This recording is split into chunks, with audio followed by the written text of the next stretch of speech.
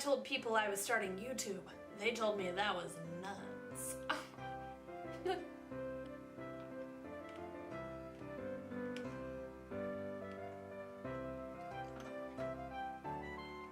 Oh, that was not fun. You know, I really love doing this and posting it online, but sometimes I'm worried people are going to peek on me. Hello, I'm Jo and welcome back to my channel. Today's video is going to be the third and final installment of our mini Christmas series, Christmas in July. Today's look is going to be the nutcracker you saw in the intro, and her name is Ima. Yeah, that's right, Ima Nutcracker. We're starting out first by creating a new upper lip. We're doing this by following the outline of our own lips, except for a little bit higher, very similar to overdrawing, and we are going to create pointed little wings, or tips if you will, at the very end. And we're doing this with a pink paint from Mehron. Next we are going to be taking a white body paint and filling our bottom lip as well. This is going to serve as the top layer of teeth.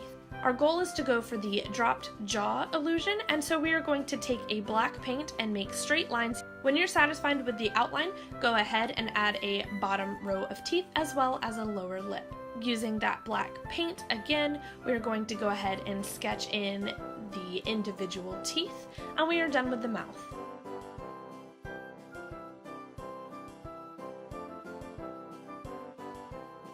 Similarly to how we did Jingle's little cheeks, we are going to be creating new false cheekbones for our nutcracker as well. This time, however, we're going to be using the mouth as our reference point, as we did that first, and so we're going to take our contour color and we're going to be running this from the corners of our new mouth straight up until about our nose area. From here, we're going to take a rounded brush and go ahead and carve out what we want our new cheekbones to look like. We're going to be doing something very similar to our nose. We're creating a very harsh contour using straight lines as to give our nose a very blocky and sharp appearance. We're also going to go ahead and contour our temples as well as part of our forehead. You get the really sharp contour by sketching in a solid line where you would like the general shape of your contour to be, and then taking a bigger, fluffier brush and blending out that color.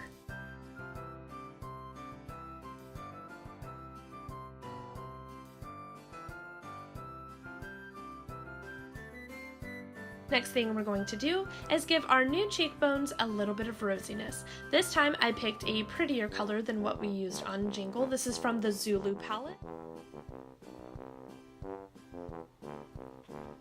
We're filling in our brows with some black eyeshadow, keeping the arches fairly sharp and harsh, as is consistent with the nose, cheeks, and rest of the look.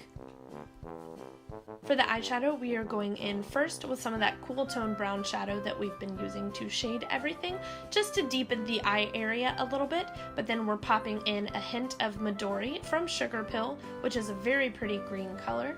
Once again, we're going to be creating a new false lower lash line. We're doing this with the Mehron Paradise paint in white and sketching out the general shape, and then underlining that with a brown paint.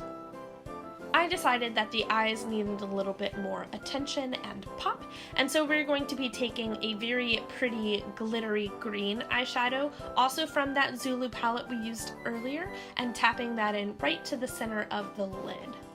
I added winged liner off camera as well as mascara, and for the lower lashes we are going to be painting those in with a mixture of brown and black Paradise paint.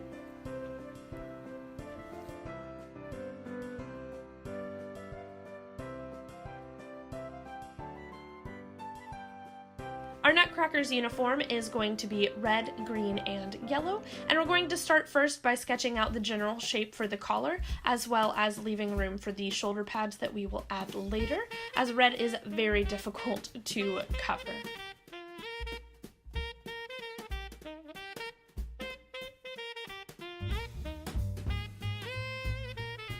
Fill that in with its respective colors.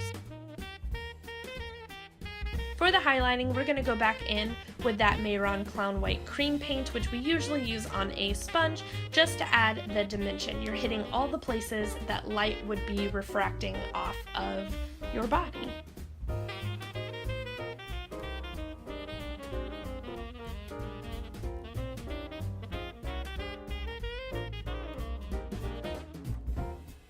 Usually to shade, we use a brown paint from Mayron. We're picking some of that up on a small brush, and we're going to start detailing our uniform. I start first by outlining the crease from our collar onto the shirt, and then I softly outline the shoulder pads as well as the rest of the collar near the neck.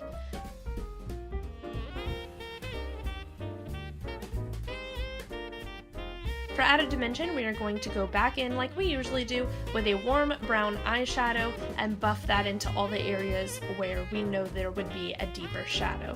You can kind of follow the lines that you just made, that soft sketch that you did with the initial brown paint, and just deepen those. So if you are questioning where to put it, usually right around there is a good guess. And to give us a little bit more highlight, we're going to pick up some white paint on another small flat brush. And we didn't want our Nutcracker's uniform to be too terribly plain, and so we're going to go in and add little gold buttons on the front, as well as the chain that goes back and forth on them, just to give us a little something else to look at in that general area. Don't forget to highlight and shade around these as well to really make them pop. And like always, we can't forget our arms. And to keep consistent with the rest of the look, which is all about sharp angles, we are going to be using black paint to define where the base of the Nutcracker's body and its arms are separated. We're doing this because the natural curves of our body kind of destroy the illusion of our stick, straight, and rigid Nutcracker character. Following that, I thought that our shoulders looked a little bit bare, and so we went in with some yellow paint and created some tassels. Last but not least, put your hair up tight and in military perfection. Just kidding, this was just a messy bun. And you are done. Thank you guys so much for checking out this video and for all the love and support you've shown me as I've gotten this channel up on its feet. If you haven't already seen my other two videos, please go check them out. I'm sure that Oatmeal the Snowman and Jingle the Elf would love to see you. Bye! And Merry Christmas.